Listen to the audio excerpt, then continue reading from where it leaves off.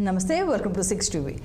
కవిత తరపున వాదనలు ప్రారంభమయ్యాయి. మధ్యంతర బెయిల్పై అభిషేక్ సింఘ్వి వాదనలు వినిపిస్తున్నారు. సంజయ్ సింగ్ జడ్జిమెంట్ను కోర్టులో లేవనెత్తిన అభిషేక్ సింఘ్వి ఆమె కుమారుడికి పరీక్షలు ఉన్నాయి కాబట్టి బెయిల్ మంజూరు చేయాలని కోరారు. పరీక్షల సమయంలో తల్లి మోరల్ సపోర్ట్ ఉండాలని సింఘ్వి కోర్టును రిక్వెస్ట్ చేశారు.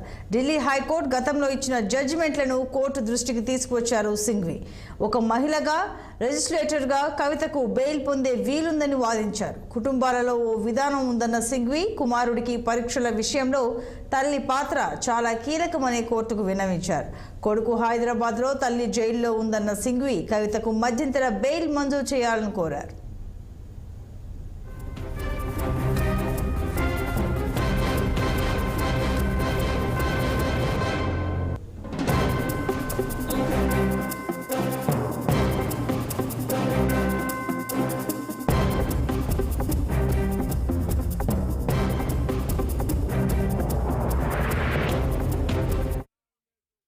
మరింత సమాచారం మా ప్రతినిధి అశోక్ అందిస్తారు. అశోక్, కేసులో కీలక వాదనలు జరుగుతున్నాయి. ఏదైతే కవితకు సంబంధించిన రెగ్యులర్ బెయిల్ పిటిషన్ తో పాటు ఆమె కుమారుడు ఎగ్జామ్స్ ఉన్నాయి కాబట్టి ఈ సందర్భంలో అయితే బెయిల్ ఇవ్వాలంటూ ఆమె ప్రధానంగా 2 పిటిషన్లు దాఖలు చేసింది. 2 పిటిషన్లపై సుదీర్ఘంగా దాదాపు 1 గంట సేపటి నుంచి వాదనలు కొనసాగుతున్నాయి.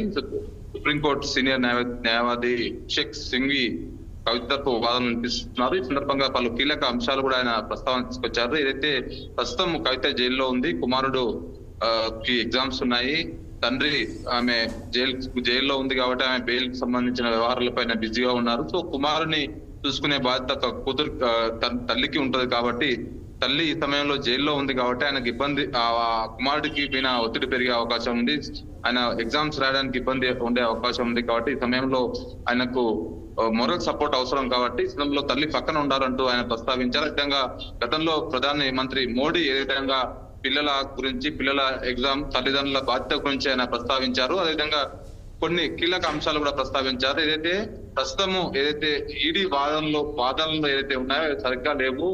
ఇప్పటికీ ఈ కేసులో అందరూ అరెస్ట్ అయ్యారు, అందరినీ ఎంక్వైరీ చేశారు, కానీ కవిత పాత్ర ఎక్కడా తెలియలేదు. కవితను కావాలనే అరెస్ట్ చేసి ఇబ్బందులు పెట్టేందుకు ప్రయత్నం చేస్తున్నారంటూ అటు అభిషేక్ సింఘ్వి వాదనలు వినిపించారు. మరోపక్క ఈడీ కూడా చాలా వాదనలు వినిపించింది. ఈ సందర్భంగా ఈడీ ప్రస్తావిస్తూ ఏదైతే ఇండో స్పిరిట్స్ కు సంబంధించిన ఏదైతే ఉన్నాయో సమీర్ మహేంద్ర కు సంబంధించిన కంపెనీ, అందులో 33% కవితకు వాటా ఉంది. అది ఎలాంటి పెట్టుబడి పెట్టకుండా ఆమెకు ఎందుకు వాటా ఇచ్చారు అనే దానిపైన కూడా సమీర్ మహేంద్రుని కవితను కలిపి ఇద్దరిని విచారించే సందర్భంలో పలు కీలక విషయాలు వచ్చాయి. కవితకు సంబంధించిన సెల్ ఫోన్లు డాటా రికవరీ చేసే ప్రయత్నం చేశారు, కానీ ఆమె ఎప్పుడైతే ఈడీ అధికారులు నోటీసులు ఇచ్చారో ఆమెకు అప్పటి నుంచి ఫోన్లలో ఉన్న డాటా అంతా రిమూవ్ చేశారు. ఫేస్ యాప్ గానీ, వాట్సాప్ గానీ, ఇతర సోషల్ మీడియా ప్లాట్ఫామ్ లో ఏదైతే ఉన్నాయో అన్ని చాటింగ్స్ అన్ని రిమూవ్ చేశారు. కానీ అంతకు ముందే అరెస్ట్ అయిన అభిషేక్ బోయిన్పల్లి గానీ, సమీర్ మహేంద్రుడు గానీ, దినేష్ అరోరా గానీ, ఏదైతే మిగతా వాళ్ళ అరెస్ట్ చేసినప్పుడు వాళ్ళ నుంచి రికవరీ చేసిన డాటా ప్రకారం చూసుకుంటే కవితతోన వీళ్ళు చాటింగ్ జరిపారు. 33% ఇండో స్పిరిట్ లో ఆమెకు వాటాలు ఉన్నాయి. క్విట్ ప్రోకో ద్వారా దాదాపు 100 కోట్ల రూపాయలు ఆమ్ ఆద్మీ పార్టీకి ఆమె ఇచ్చినట్టు కూడా ఆధారాలు మా దగ్గర ఉన్నాయి, అన్ని ఉన్నాయి. సో అన్ని ఉన్నాయి కాబట్టి మేము కవితకు నోటీసులు ఇచ్చి అరెస్ట్ చేశాం తప్ప మేము ఇక్కడ ఎలాంటి ఉల్లంఘనకు పాల్పడలేదు. ప్రాపర్ వే ప్రకారమే ముందే వెళ్ళాం. మేము అరెస్ట్ చేసే సమయంలో కూడా భర్తకు 24 గంటల ముందే ఇన్ఫార్మ్ చేశామంటూ కూడా ఈడీ ప్రస్తావించింది. సో ఇరుపక్షాల వాదనలు అయితే గట్టిగా కొనసాగుతున్నాయి. సో ప్రధానంగా అయితే కవిత తరపు న్యాయవాది అభిషేక్ సింఘ్వి కొడుకుని, అంటే ఏదైతే ప్రస్తుతం కవిత కొడుకు ఈ నెల 16వ తారీఖు ఎలక్షన్ ఏదైతే ఎగ్జామ్స్ ఉన్నాయి కాబట్టి ఆ ఎగ్జామ్ కు సంబంధించిన వరకు మధ్యంతర బెయిల్ ఇవ్వాలంటూ ఆయన ప్రధానంగా ప్రస్తావించారు. అదేవిధంగా రెగ్యులర్ బెయిల్, అంటే ఇప్పుడు ఈడీ కస్టడీ ముగిసింది, ప్రస్తుతం ఆమె జ్యుడిషియల్ కస్టడీలో ఉంది కాబట్టి రెగ్యులర్ బెయిల్ కూడా ఆయన దానిపైన వాదనలు వినిపించారు. సో ఏదైనప్పటికీ ఈడీ మాత్రం చాలా స్ట్రాంగ్ గా వాదించింది.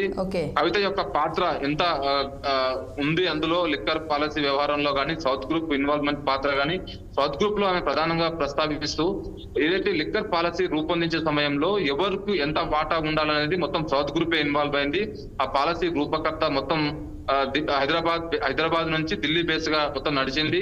ఈ 100 కోట్ల ముడుపుల వ్యవహారం గోవాలో గానీ వేరే గోవాకు ఏదైతే గోవా ఎలక్షన్ సమయంలో ఆమ్ ఆద్మీ పార్టీకి ముడుపుల వ్యవహారం గానీ ఇదంతా ప్రస్తావిస్తూ ఈడీ తమ వాదనలు వినిపించింది. ఈ సందర్భంలో ఈడీ ప్రధానంగా ప్రస్తావిస్తూ ఇప్పుడు ఇట్లా కవితకు బెయిల్ ఇస్తే సాక్ష్యాలు తారుమారు చేసే అవకాశం ఉంది, ఇన్ఫ్లుయెన్స్ చేసే అవకాశం ఉంది. సో కాబట్టి ఇప్పుడు బెయిల్ ఇవ్వద్దంటూ వాళ్ళు ప్రధానంగా ఈడీ ప్రస్తావిస్తూ వస్తోంది. సో చూడాలి మరి కొద్దిసేపట్లోనే ఈడీ అటు కవిత తరపు న్యాయవాదులు ముగిసిన తర్వాత మరి న్యాయస్థానం ఏం నిర్ణయం తీసుకుంటుందో. Right Ashok, thank you.